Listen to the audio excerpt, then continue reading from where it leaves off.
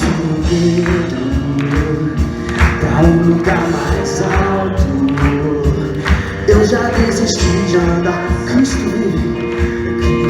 vive em mim, e os meus pés estão no caminho,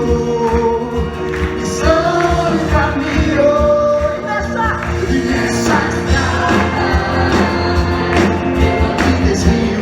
Quem está vendo essa noite? Estou firme, eu não me desvio nunca mais. Vou avançar, eu vou crescer, ninguém vai me deter. Meu alvo é Cristo, meu alvo é Cristo.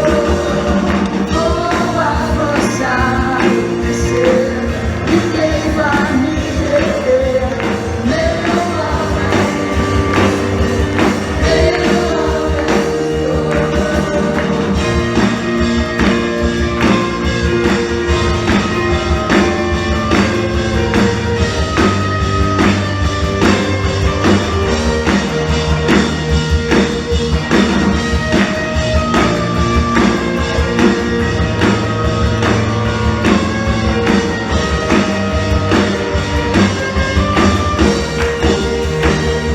nessa estrada eu não me desvio nunca mais.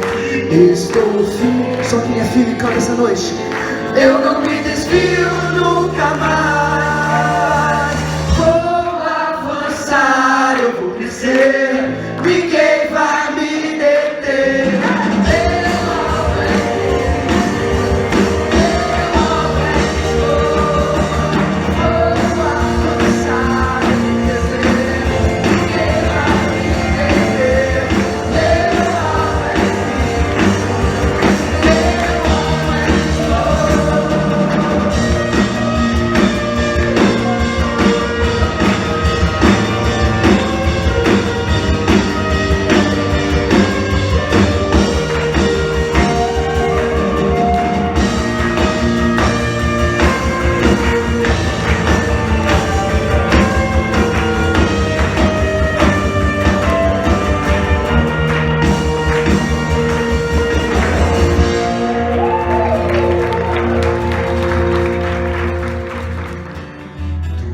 Tua voz é ímpar, sem comparação.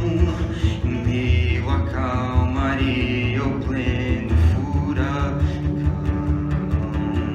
Sim, na alegria, até em meio à dor, a ovelha reconhece a voz do seu pastor.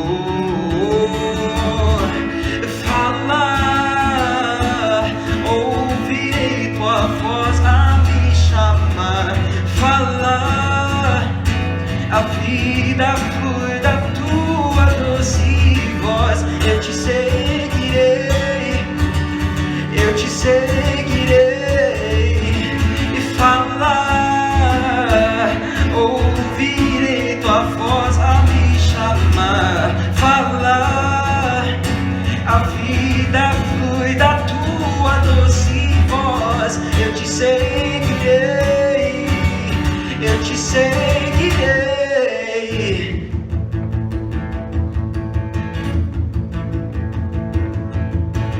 Tua voz é ímpar, sem comparação. Em meio à calmaria, o pleno furacão. Sim, na alegria, até em meio à dor, a ovelha reconhece a voz do seu pastor. Falar, ouvirei tua voz a me chamar. Falar, a vida flui da tua doce voz. Eu te seguirei, eu te seguirei. Falar, ouvirei tua voz a me chamar. Falar, a vida flui da tua doce voz.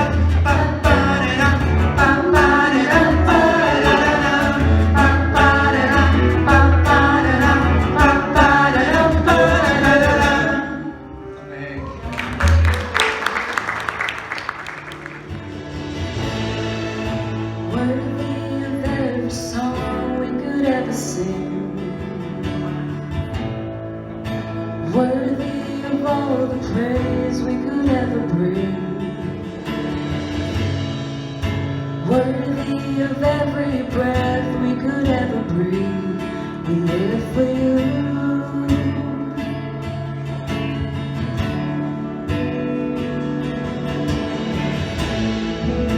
Jesus, the name above every other name. Jesus, the only one who could ever save. Worthy of every breath we could ever breathe, we live for you. Oh, we live for you. Holy, there is no one like you. There is none beside you. Open up my eyes in wonder.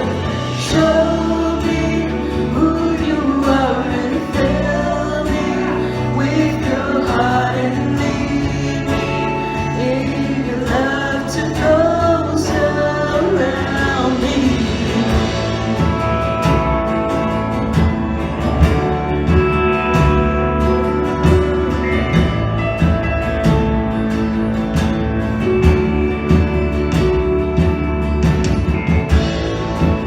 Jesus, the name above every other name.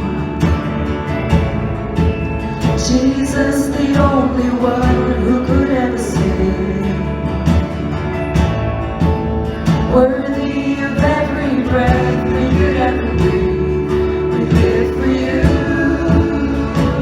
Oh, we live for you.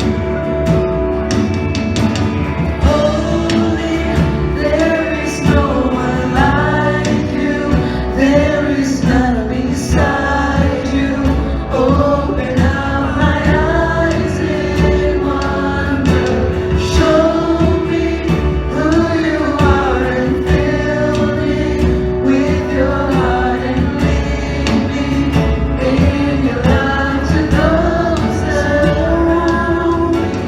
Holy, there is no one like you. There is none beside you. Open up my eyes in wonder. Show me who you are and fill me with your heart and lead me in your love to those around me. My life. Oh Lord, we lift your name to the sky tonight. We worship you under any circumstances. We worship you under any circumstances. We worship you under any circumstances. We worship you. We worship you. I will build my life upon your love. It is a firm foundation. I will put my trust in you alone, and I will not be shaken.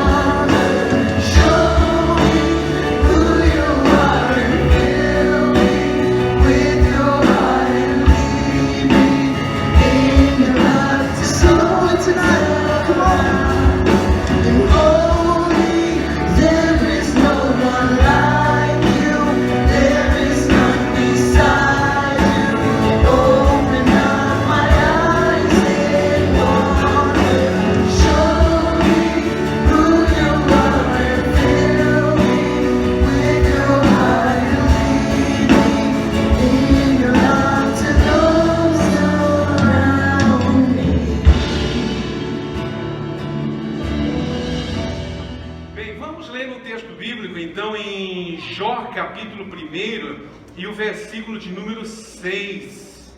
Ok? Jó, capítulo 1, versículo 6. Eu vou ler apenas o versículo de número 7. Número 7.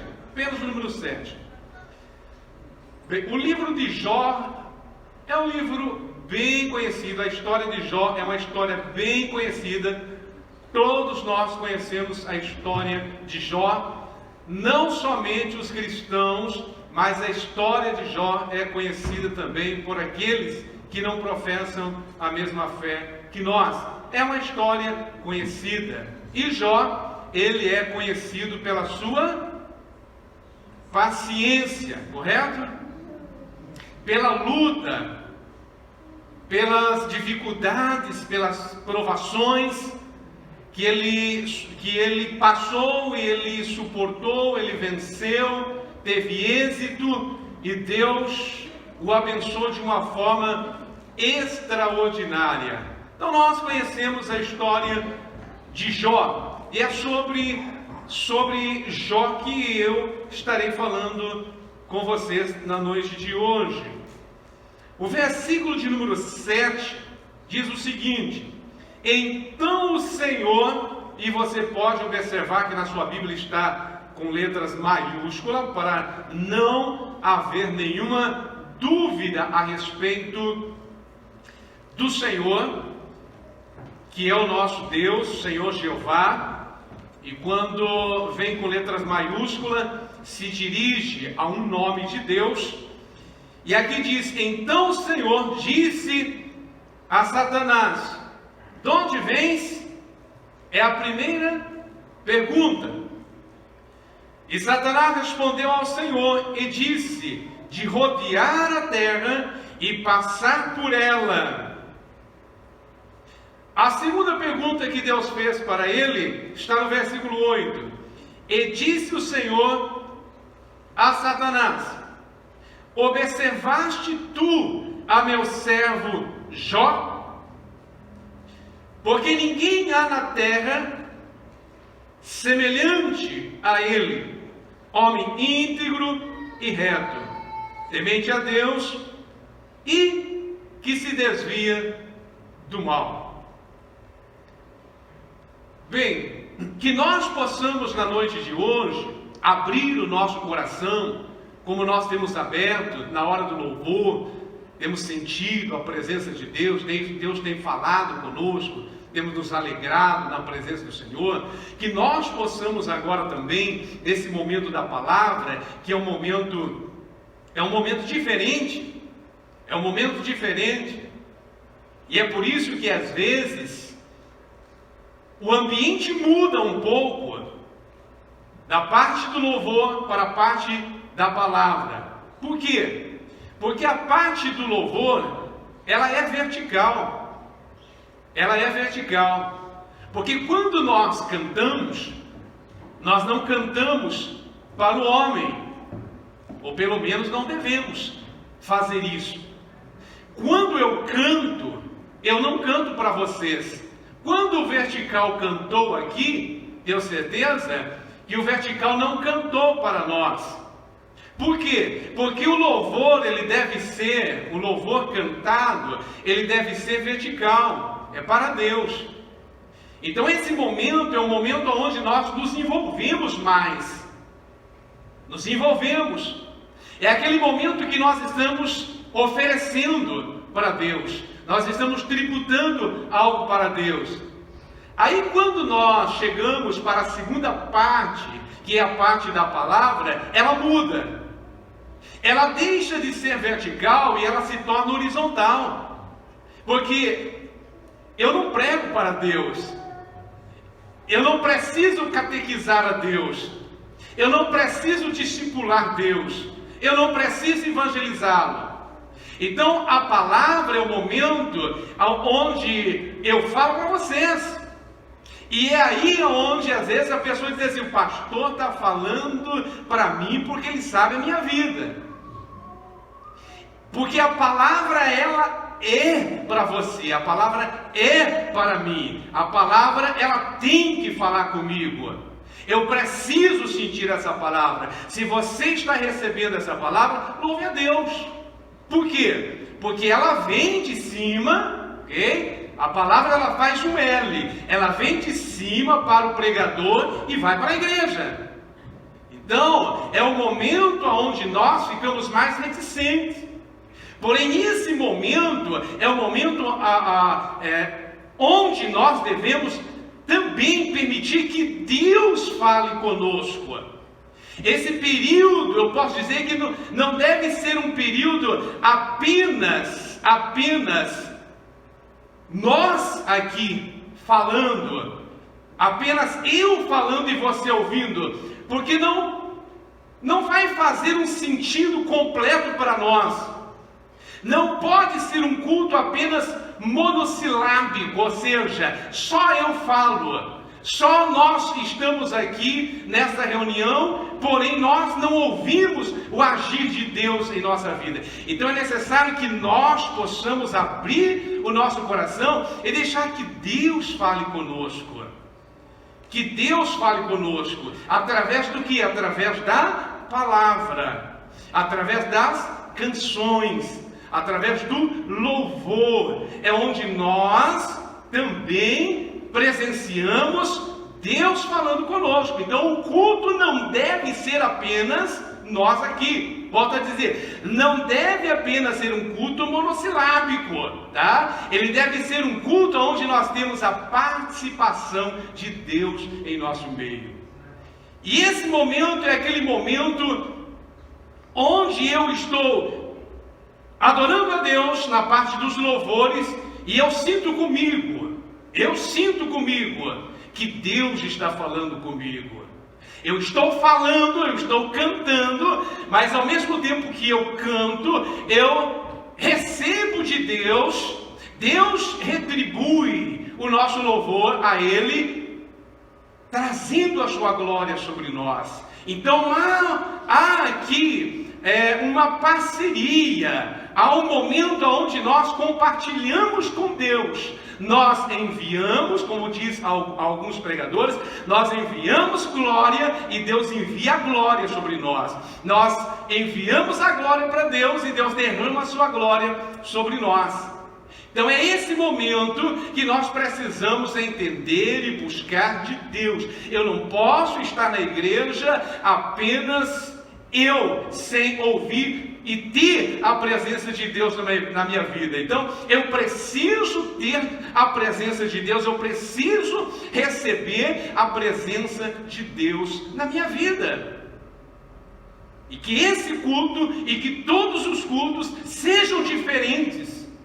Às vezes nós falamos assim, o culto de hoje não será diferente. Eu entendo perfeitamente o que a pessoa está dizendo. Porém, nós devemos dizer que esse culto será diferente. Que o culto de amanhã será diferente. E que todo culto terá algo novo para que nós possamos compartilhar. O culto não deve ser como uma receita de bolo. Eu venho e eu já sei como vai acontecer. Eu venho e eu sei realmente o que vai acontecer. Perde a graça.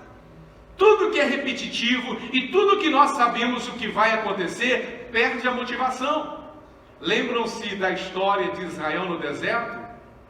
A Bíblia fala que Israel estava no deserto e ficou um bom tempo, 40 anos no deserto. Se nós pesquisarmos, dá um pouquinho a diferença, mas não vou entrar em detalhes. Porém, quando Israel estava no deserto, a Bíblia diz que Deus derramou o maná, e veio o maná do céu e caiu ali no arraial dos israelitas. E a Bíblia diz que, a princípio, houve uma alegria muito grande por parte de Israel, tudo era festa, aquele maná caindo. Aí, o sol muito forte, Israel peregrinando, jornadeando pelo deserto, e Deus então cobre Israel com com a nuvem, para proteger do calor, do sol forte sobre eles. E à noite, frio no deserto, aí vinha uma coluna de fogo, que envolvia o ar-condicionado, que então deixava o povo confortável nas noites frias. Porém, quando isso iniciou, foi maravilhoso. Maravilhoso. A primeira vez que caiu o maná, foi uma glória. A primeira vez que a nuvem apareceu, uma glória. A primeira vez que a coluna de fogo apareceu, acompanhou os pelo deserto, foi maravilhoso. Porém, com o passar do tempo, o povo começou a murmurar do maná, começou a reclamar de tudo aquilo. Por quê? Porque tudo que se torna repetitivo é do ser humano a começar a murmurar. Olha só, imagine você chegar aqui na igreja e você vê uma coluna de fogo aqui, ó, ligando esse púlpito, atravessando esse teto ao céu, uma coluna de fogo. Você pisa aqui dentro e você dá de cara com essa coluna de fogo. Qual será a sua reação? Qual será a sua reação? Não precisa responder, apenas uma pergunta retórica. Mas qual será a sua reação de chegar aqui e aquela coluna? Eu acredito que o grupo, o Agape Worship, quando chegar aqui, desce de cara, já ia subir, já nem cantava, já se jogava no chão, era aquela glória. Eu, quando subisse aqui para pregar, eu já me atirava no chão aqui já, e glória, e gente pulando e saltando e falando línguas estranhas, se abraçando, não é verdade? Primeiro culto, segundo culto, terceiro culto, daqui uns 30 dias, o Agape Worship ia chegar aqui e ia dizer assim, mas essa coluna está atrapalhando a gente aqui. Eu ia chegar para pregar e dizer, poxa, mas está muito quente, essa coluna, tem que tirar essa coluna, está atrapalhando, nós precisamos de espaço. Já começaríamos a reclamar disso já. Assim aconteceu com Israel no deserto. Começou a reclamar. É por isso, quando nós olhamos aquela passagem que diz sobre a transfiguração, lembra-se de Jesus lá no monte, quando ele transfigurou-se diante dos seus discípulos, e um dos discípulos disse para Jesus assim, façamos aqui três tendas, 3 cabanas, e vamos ficar morando aqui. O que Jesus disse para ele? Faça, vamos ficar aqui. Foi isso? Não, Jesus disse, não vamos fazer. E ainda disse mais, depois, quando começou a descer o monte, Jesus chegou e disse assim, e tudo que nós não vamos fazer, nós não vamos ficar aqui em tendas, e digo mais, e tudo que vocês viram aqui, não conte para ninguém. Por que Jesus disse isso? Porque ele sabia que naquela hora era a empolgação dos discípulos. Se fizessem 3 tendas ali, daqui a pouco a gente estava murmurando, reclamando. Então Jesus sabia e disse, não, vamos descer, vamos descer. Então, nós precisamos entender a forma que Deus trabalha na nossa vida. Nós precisamos buscar a presença de Deus, nós precisamos estar na presença do Senhor e entender o trabalhar de Deus na nossa vida. É por isso que há curas todo dia, há gente saltando, cadeirantes sendo curados. Não, por quê? Se todo dia houver milagres, batismo com o Espírito Santo, os mortos aqui sendo ressuscitados, paralíticos andando, o primeiro culto é maravilhoso. Daqui a pouco começa a murmuração. Você diz, não vou lá nada, tá uma bagunça isso. Já começa a reclamar, já começa a se queixar. Então Deus, ele trabalha de uma forma diferente. Lá no tanque, quando as pessoas estavam esperando o anjo, segundo eles, a crença, esperando um anjo para movimentar as águas e para que o primeiro descesse fosse curado. Não é bíblico isso, tá? Não é bíblico isso. Pode ver na sua Bíblia que está entre colchetes. Não faz parte do cânon. Tá? Isso aqui não é verdade. E quando Jesus ele passa ali, ele cura quantas pessoas? Curou um só. Por que ele não curou todos? Curou um apenas. É o trabalhar de Deus, é a forma que Deus trabalha. Deus tem a sua forma de trabalhar. A sua forma de trabalhar. Então nós precisamos entender a forma que Deus trabalha conosco. Olha só, quando olhamos lá para o Antigo Testamento e para o Novo também, mas o Antigo foi mais marcado pelas profecias. Nós encontramos às vezes pessoas que Deus usou uma vez em profecia e nunca mais. Nós devemos entender a forma que Deus trabalha. Às vezes Deus pode me usar aqui para entregar uma profecia para você e nunca mais eu voltar a profetizar. Então, é a forma que Deus trabalha. Precisamos entender a forma que Deus age no nosso meio. O texto que nós temos aqui fala um pouco sobre Jó.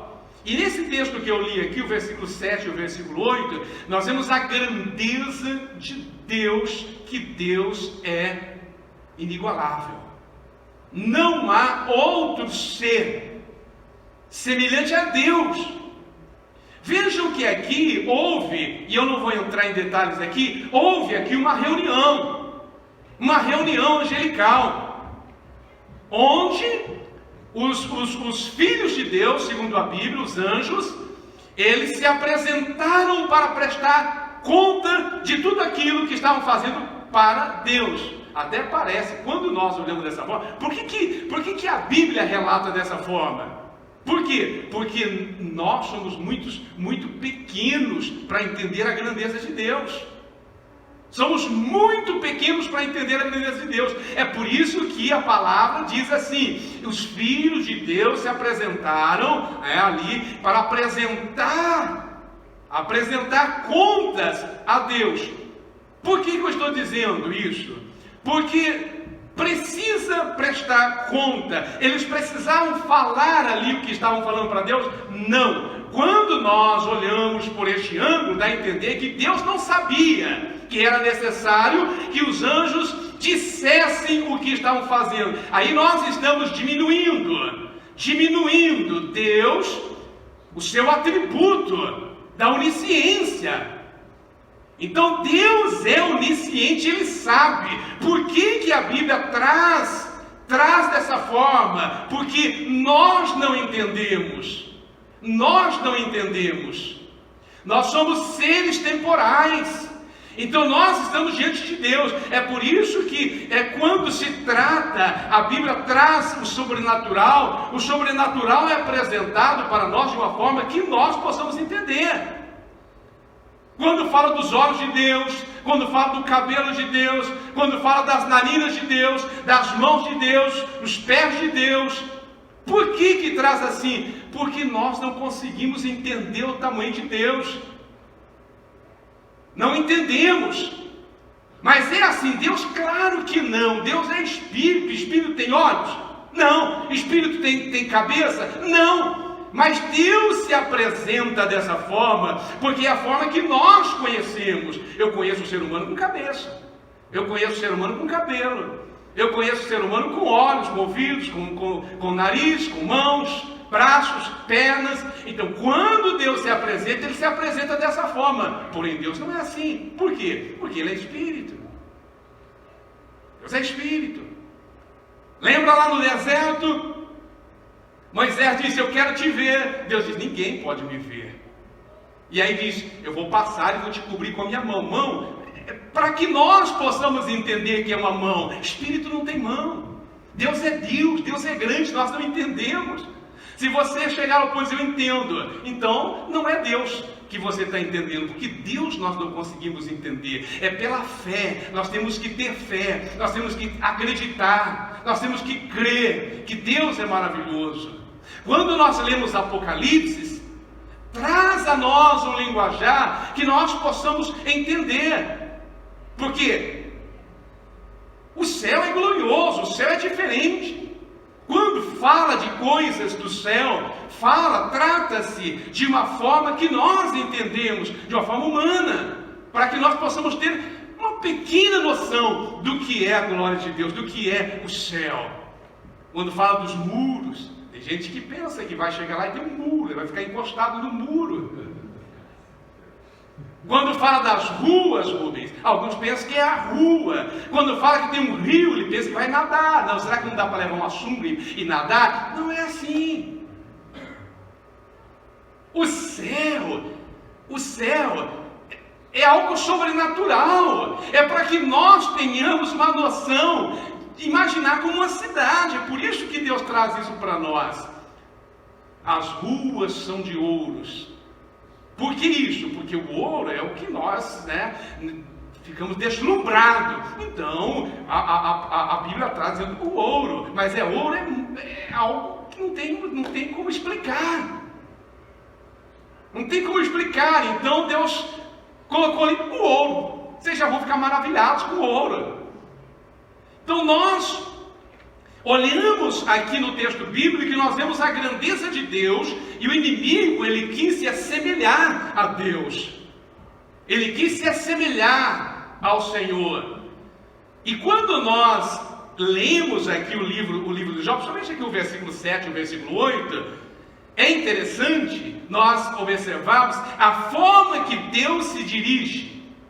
Aqui o que nós vemos? Nós vemos aqui há uma reunião, os anjos do bem, ok? Os anjos do bem estavam ali e o inimigo se apresentou. Se apresentou, aquele que queria ser igual a Deus. Igual a Deus. Aí ele chega lá e olha só o que o versículo 7 diz. Então o Senhor disse a Satanás: de onde vens? O que você entende com isso? De onde vens? Eu vejo aqui a grandeza de Deus olhando para um ser desprezível, que queria ser semelhante a Ele. Semelhante a Ele. E Deus fala: eu vou te dar a oportunidade de você falar alguma coisa aqui. De onde vens? Aquele que queria ser semelhante a Deus tem que prestar conta para Deus. Está entendendo a grandeza de Deus? Deus olha para ele e diz assim: você é um ser desprezível. Eu vou te dar a oportunidade ainda de falar com você. De onde vens? Aquele que queria ser semelhante a Deus, agora tem que dar satisfação. Ou seja, não vai conseguir ser semelhante a Deus. E Deus fala: de onde vens? Por que Deus fala isso? Porque Deus não sabia? Volta a dizer, Deus é onisciente. Deus é onisciente. Eu sempre, quando eu leio e eu vejo isso, eu vejo Deus com um senso tremendo de humor. Um senso tremendo de humor. Quando nós não temos o senso de humor, Deus tem de sobra senso de humor. De onde vens? Por que Deus falou isso? É o senso de humor. Quero ver, vou brincar com ele aqui, deixa eu divertir um pouco. De onde vem Satanás? E aí ele fala aqui: venho de rodear a terra, e dá toda aquela explicação. Se Deus não sabia, Deus estava apenas, como diz aí alguns, Deus apenas estava tirando com ele. Deus estava tirando. De onde vens?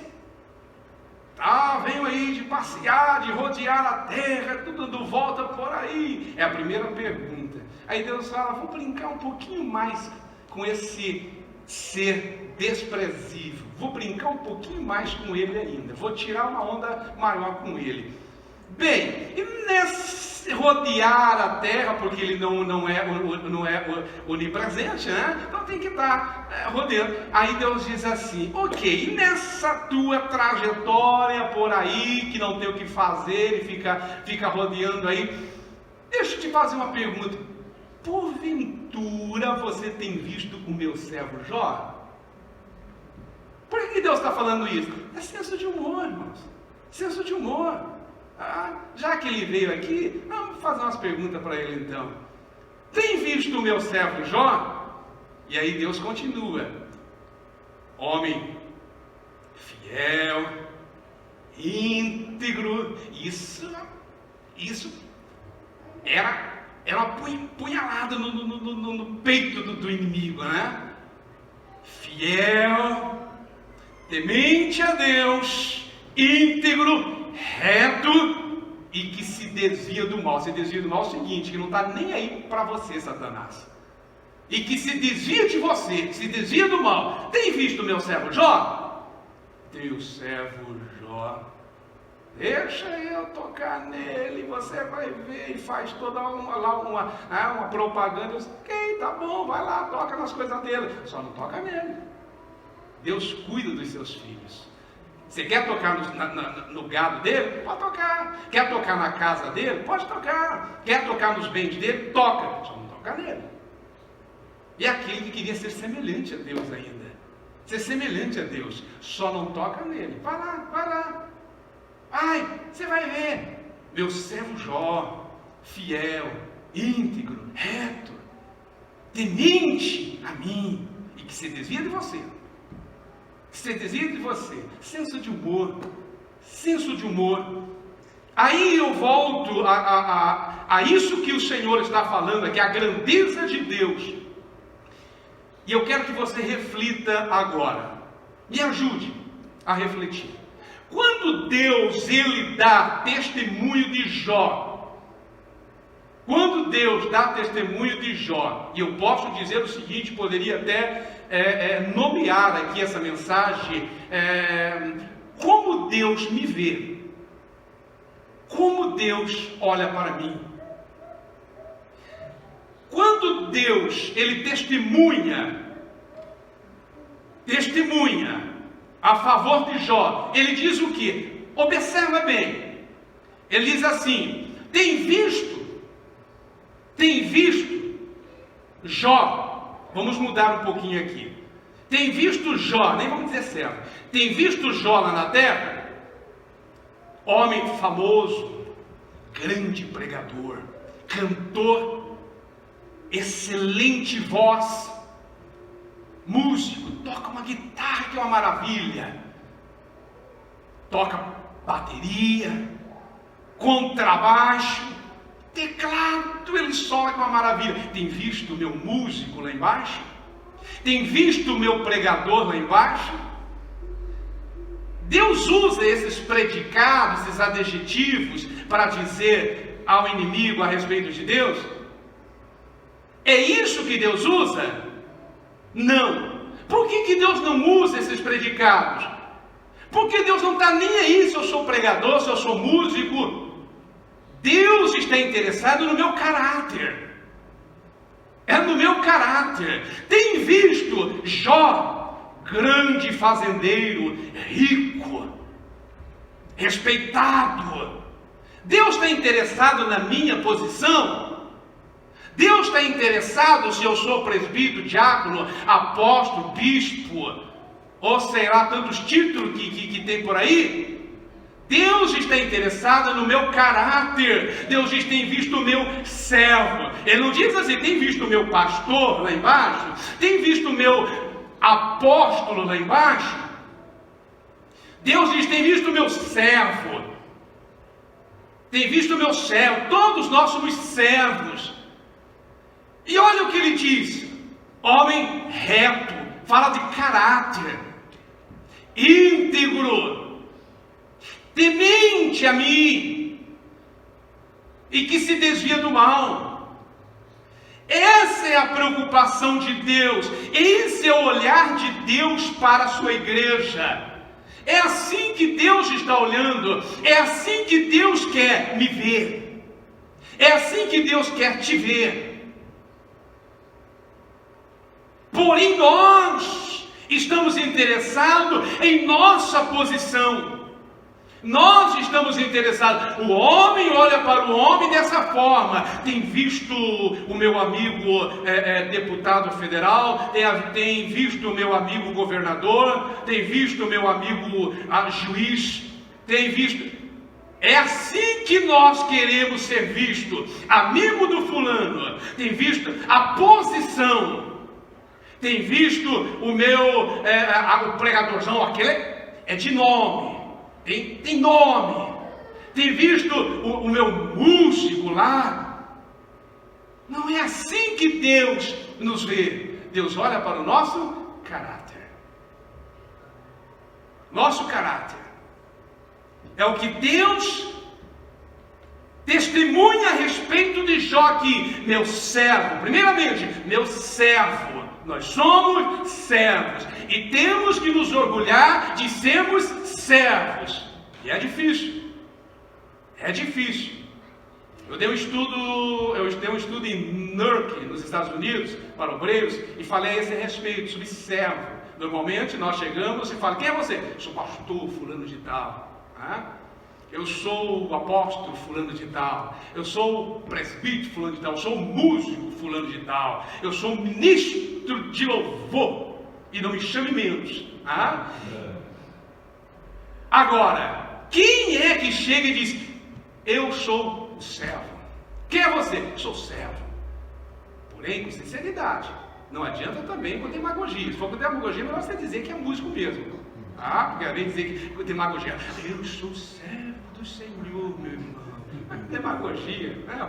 Tem demagogia. Que eu conheço alguns também que é um poço de humildade, né? Um poço de humildade. Às vezes tem pessoas que dizem: irmão, você está sozinho? Não estou sozinho, pastor. Está o Pai, o Filho e o Espírito Santo comigo. Amém, irmão, amém. Amém, glória a Deus por isso. É um poço de humildade. Tem pessoas que é assim. Porém, primeiramente, nós devemos ser servos de Deus. Servos. E quando nós olhamos para a Bíblia, nós observamos em João, em Pedro, em Paulo, em Tiago, esses homens exemplos de verdadeira humildade. Tiago, irmão de Jesus Cristo, ele fala de Jesus como que se ele não fosse irmão de Jesus. Sabe como que ele se dirige a Jesus? Ele diz assim: meu Senhor. Ele chama o irmão, meu Senhor. Ele podia dizer assim: eu sou Tiago, irmão, o mano de Jesus. Jesus é meu mano mais velho. Não, ele diz assim: meu Senhor. Pedro, ele começa a sua carta dizendo assim: Simão Pedro, servo. Paulo, eles conhecem um homem, era ele que tinha sido arrebatado. João, o discípulo amado, diz: aquele a quem ele ama, era ele. Você falar na terceira pessoa, igual a nós, não é verdade? Não, igual a vocês não, igual a mim. Eu já diria assim: eu, Vanderlei, amigo de Jesus, sou eu que repousei, coloquei a cabeça no peito de Jesus, sou eu. João diz: aquele a quem ele amava, o discípulo amado, servo, exemplo de ser servo, e que isso seja sincero. Eu sou servo de Deus com muito orgulho, Então Deus, ele está olhando para nós, e Deus, ele quer testificar a nosso respeito. E aí eu volto a dizer: como é que Deus está olhando para nós? Como estão os olhos de Deus, que diz que os olhos do Senhor estão fitos sobre os fiéis da terra? Como Deus olha para nós? Qual é o testemunho de Deus a nosso respeito? Será que Deus está dizendo, como ele disse de Jó: meu servo, fiel, reto, íntegro e temente? Porque às vezes ele não diz isso. Tem pessoas que ele diz o contrário.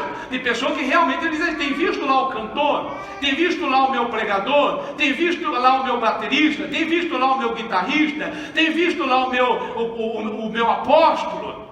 Mas não o meu servo, temente, fiel. E aí onde a Bíblia diz que naquele dia, muitos, são poucos, muitos, que diziam: Senhor, Senhor, não herdarão o reino de Deus. Que nós possamos mostrar caráter diante de Deus. É isso que Deus está olhando para nós. É isso que Deus procura. É isso que os olhos de Deus estão fitos, olhando, buscando retidão, fidelidade, integridade, pessoas que amem verdadeiramente o Senhor. É isso. Que ele possa ter orgulho de dizer como ele disse de Jó: tem visto o meu servo, tem visto a minha serva, fiel, temente, íntegro, reto e que se desvia do mal. Como é o nosso caráter diante de Deus? Talvez para o homem eu até possa espelhar algo que possa convencer aquela pessoa, mas os olhos de Deus estão sobre nós, e Ele conhece realmente aquilo que eu sou, o meu caráter, o meu íntimo, o meu interior. Deus sonda, Deus conhece. Deus está interessado em pessoas com caráter, cristãos com caráter, que quando subamos aqui, possamos realmente estampar, espelhar aquilo que Deus quer de nós. Que lá fora possamos fazer a mesma coisa, porque dentro da igreja é maravilhoso, não é verdade? É maravilhoso dentro da igreja.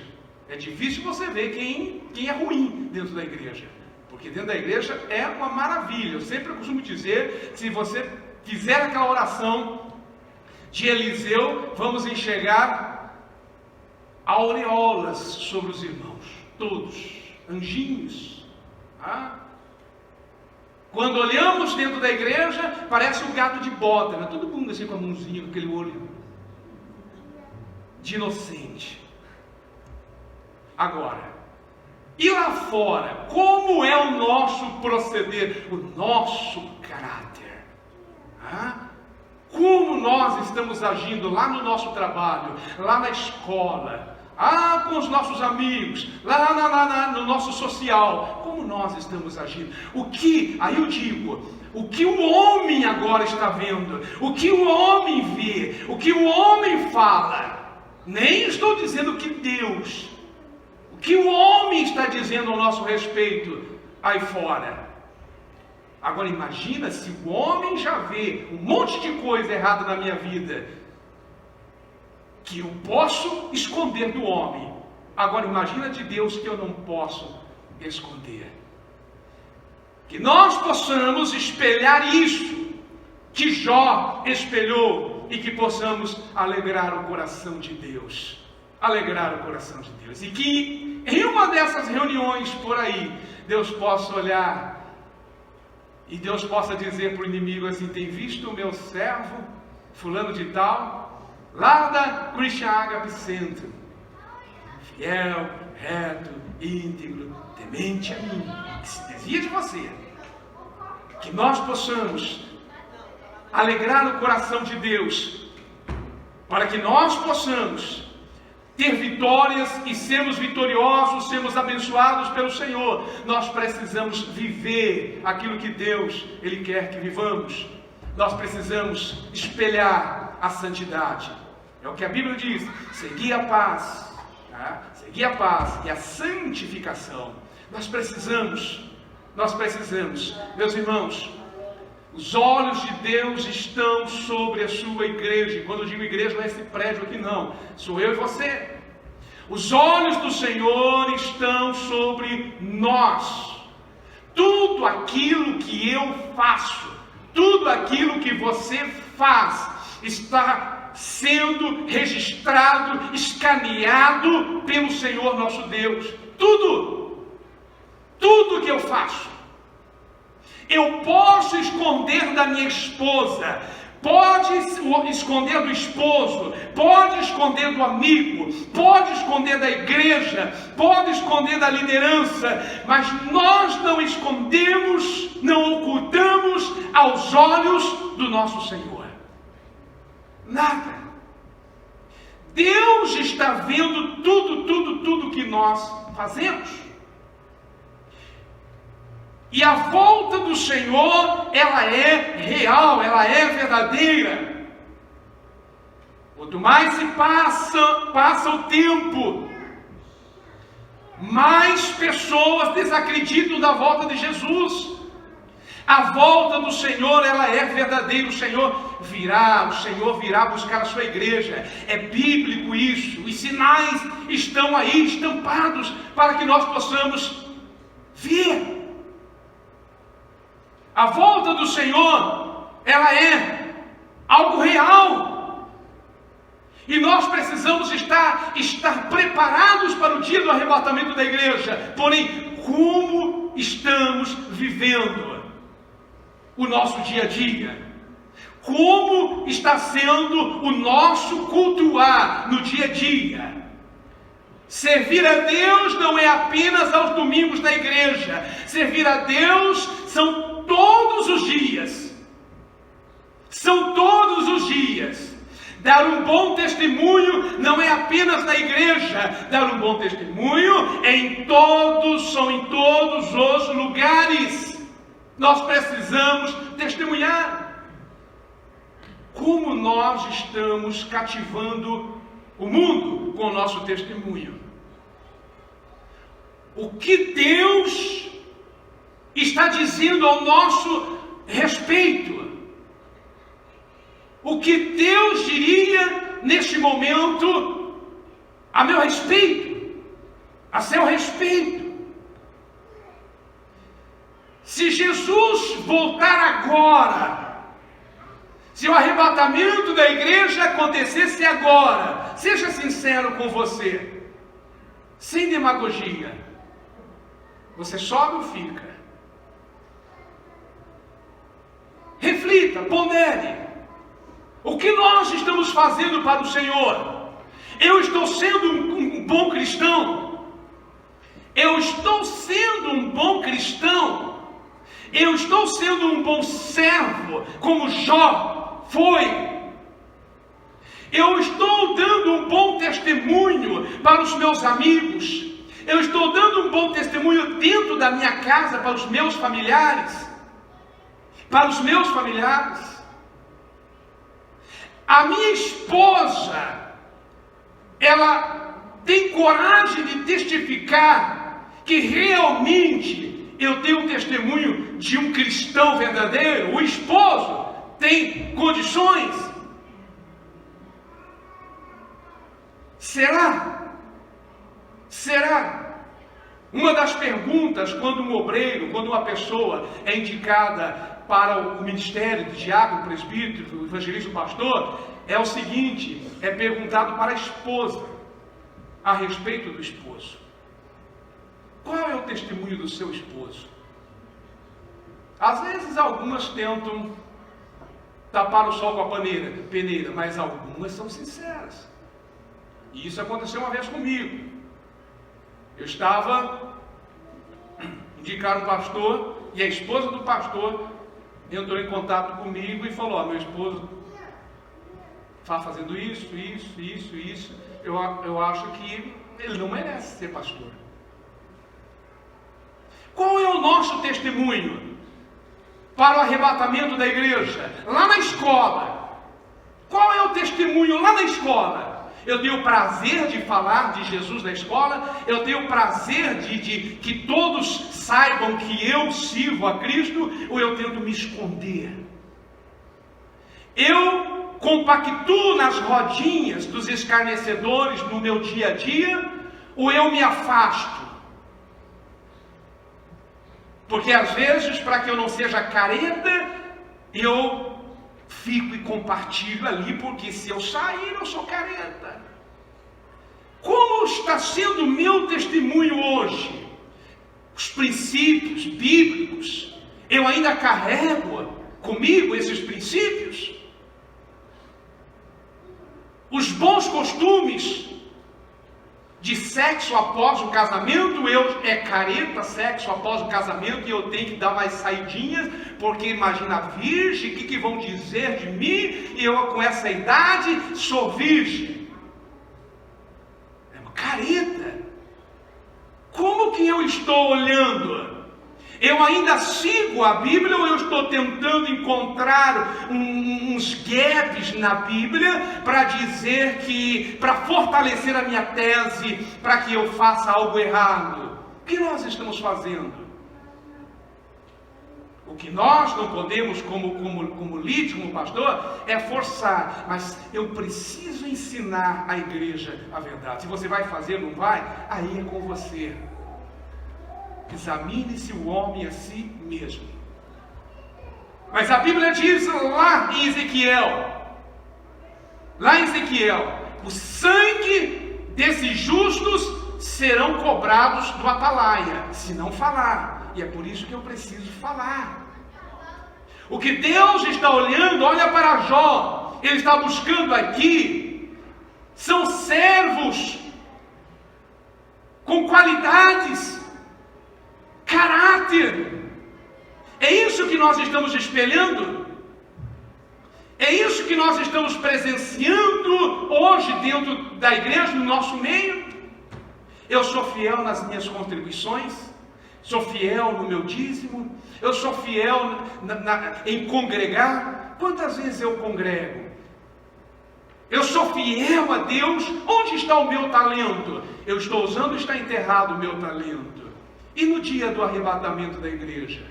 Ah, mas foi culpa do pastor André. Ah, foi culpa do Rubens. Foi culpa do pastor Vanderlei. Salvação individual. Ainda que a liderança esteja errada, faça a sua parte. Sirva a Deus. Não olhe para o homem. Imagina se os discípulos olhassem para Judas Iscariotes. Não olharam para Judas Iscariotes, que roubava, que traiu. Olhavam para Jesus. Quando nós passamos a olhar para o homem e deixamos e nos esfriamos, quem perde sou eu. E no dia do arrebatamento da igreja, o que eu vou dizer? Ó, Senhor, eu parei porque o fulano. Servirá essa desculpa para Deus? Essa desculpa pode servir até para um amigo hoje, dizendo, eu não faço isso, eu acho assim, isso, por isso, amigo. Não é verdade, faz mesmo, você está correto. E para Deus, será que isso convencerá ao Senhor nosso Deus? Nós estamos caminhando, olha, o tempo está afunilando cada vez mais para o arrebatamento da igreja, e nós estamos brincando de ser crente. Não é tempo de brincar de ser crente, não é tempo de nós ficarmos nos enganando, é tempo de abraçarmos a cruz de Cristo, muito mais do que antes, de mergulharmos na palavra de Deus, de abraçarmos a sua obra, de chorarmos aos seus pés, de rasgarmos o nosso coração na presença de Deus. Será que a pandemia não tem nos ensinado nada? Será que essa guerra não está nos ensinando nada e nós continuamos pior do que estávamos? Quando deveríamos estar mais próximos, debruçados aos pés do Senhor Jesus Cristo, em lágrimas, com o coração rasgado diante de Deus.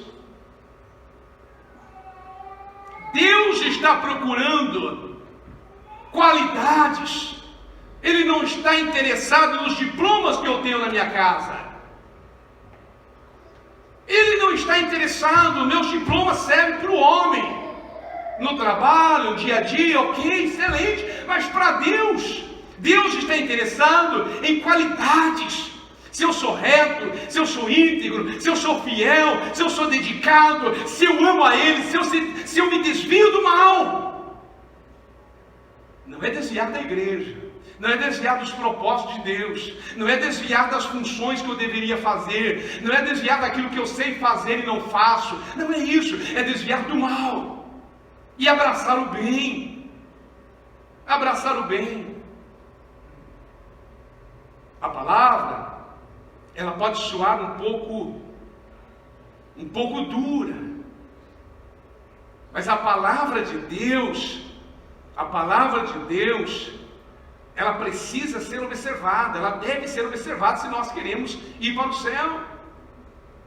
Olhemos para a Bíblia Sagrada, olhemos os grandes homens de Deus, as suas prédicas, como eram.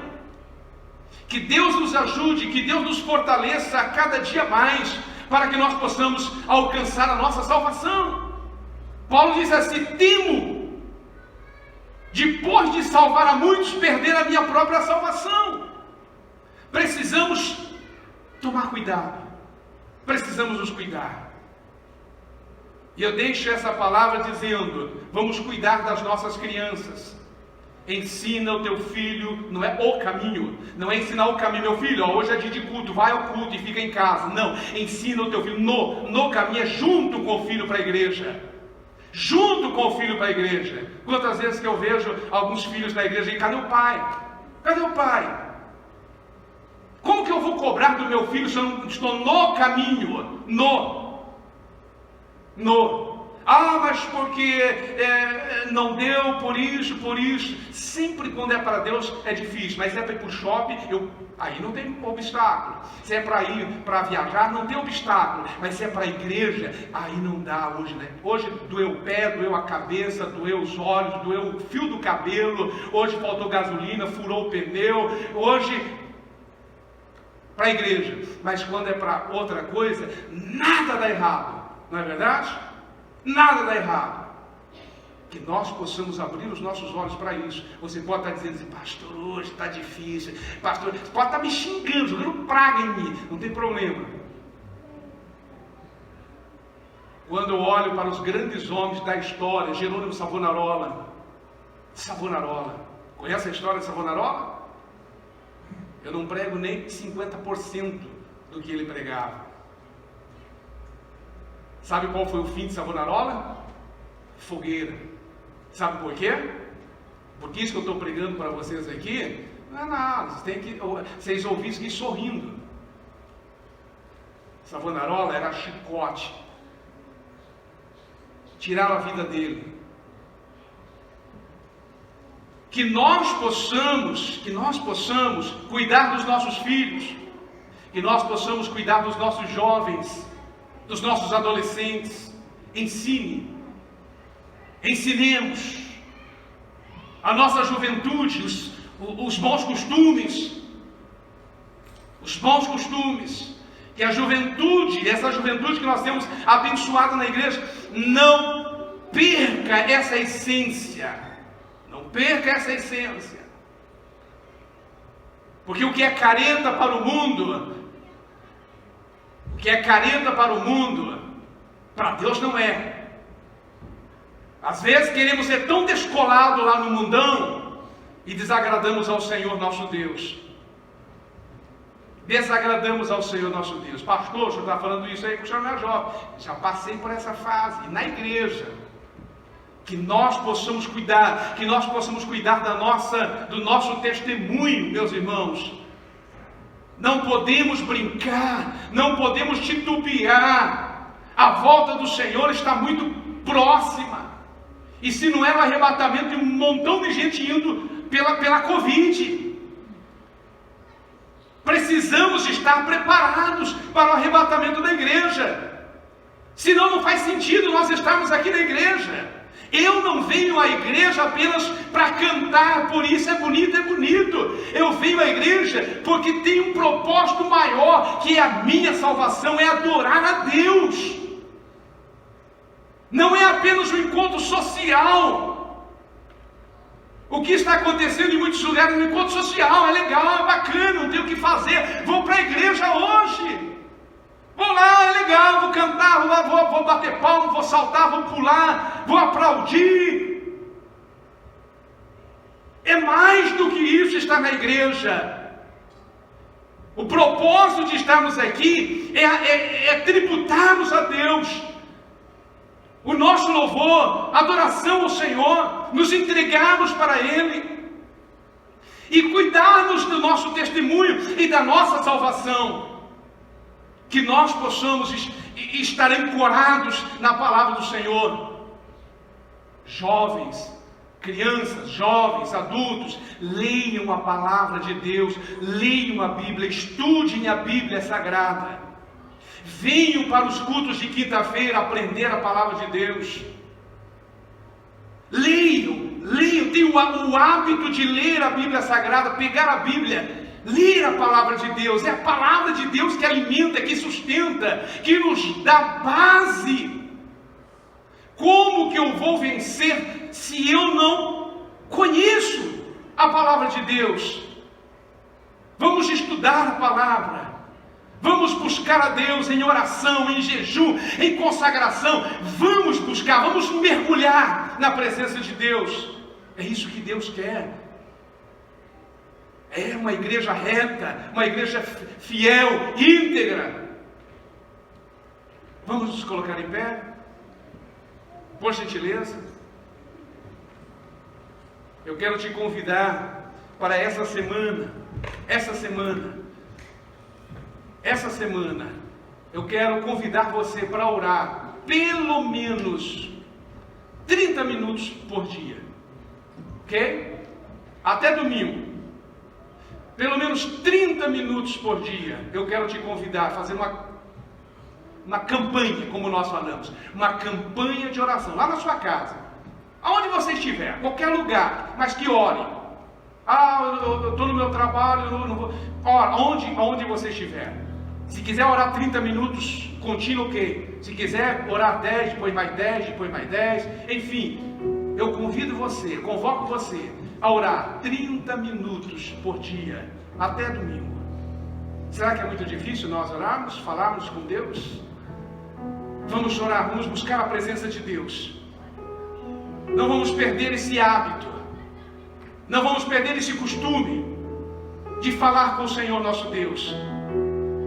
Você vai ver a diferença na sua vida de falar com Deus, de buscar a presença de Deus. Vamos orar, vamos buscar a presença do Senhor. Eu quero orar com você nessa noite. Tem alguém necessitando de oração? Alguém que está enfermo? Alguém com algum problema específico?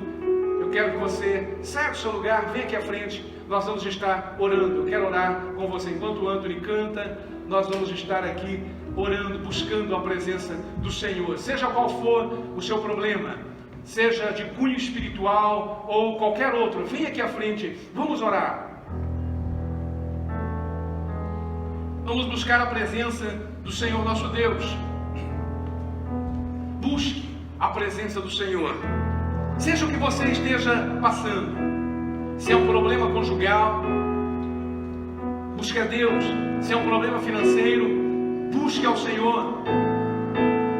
Se é trabalho, entrega nas mãos do Senhor, busque ao Senhor. Deus vai abrir as portas de trabalho para você. Se é o visto, Deus vai abrir as portas da migração para você conseguir, assim como a Paula testemunhou aqui. Entrega seu caminho ao Senhor, confia nele e tudo ele fará. Feche os seus olhos enquanto ele vai estar cantando, louvando ao Senhor. Busque a presença do Senhor. Feche os seus olhos. Adore a Deus. Adore ao Senhor.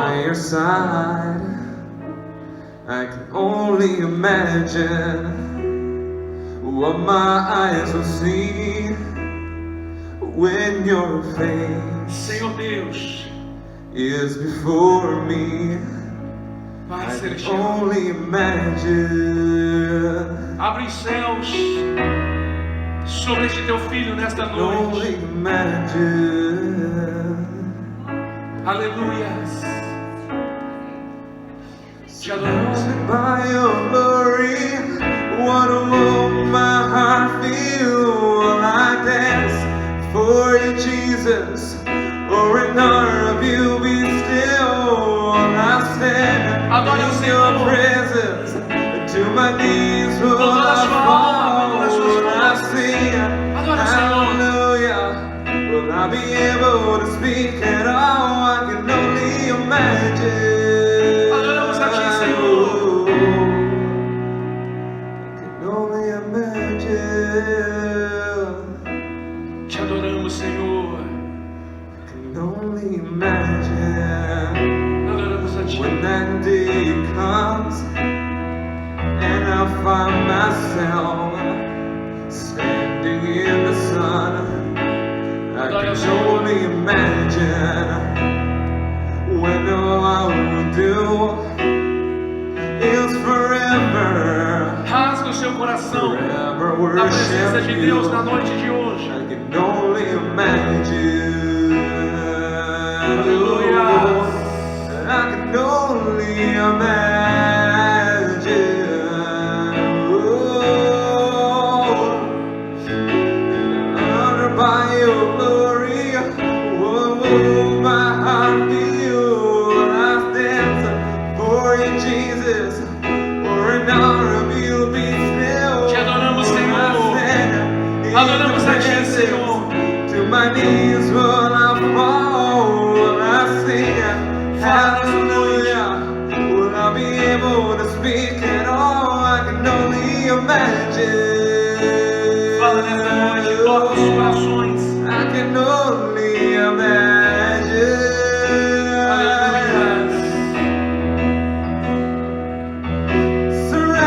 by your glory. Whoa, whoa, my heart feel like dance for you, Jesus. Te adoramos, For Senhor. an hour of you be still while I stand in your presence. To my knees will I fall, will I sing hallelujah. Hallelujah. Will I be able to speak at all? I can only imagine. Hallelujah. I can only imagine. I can only imagine. Adoramos a Ti, Senhor. I can only imagine. Aleluia.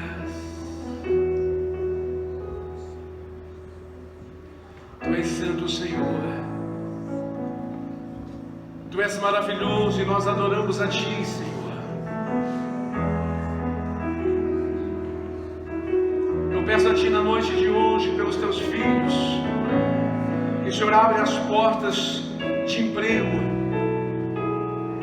Abre as portas de emprego. Essa entrevista que Teu filho tem, essa busca, abre segundo a Sua vontade, abre uma porta, Senhor, grande na vida do Seu filho. Algo grande. Que ele possa testemunhar da grandeza do Senhor. Abre as portas da imigração para aquele que está esperando o seu visto, seu work permit, sua residência. Abre, Senhor, aquele que está doente, em nome de Jesus, eu repreendo essa enfermidade, em nome de Jesus. Enfermidade maldita, saia desta vida. Em nome de Jesus eu te repreendo, na autoridade do nome de Jesus Cristo. Receba cura, receba cura, receba cura nessa noite, em nome de Jesus. Dá saúde, Senhor, ao teu filho, à tua filha, dá saúde. Abençoa os nossos jovens, Senhor. Usa-os com poder, com autoridade, para pregar a Tua palavra, para curar os enfermos. Usa-os para expulsar os demônios. Usa-os, usa-os. Abençoa cada pai, cada mãe. Abençoa cada lar, cada família, em nome de Jesus. Em nome de Jesus. Abençoa, Senhor. Abençoa-os. Abençoa-os, abençoa-os, Senhor.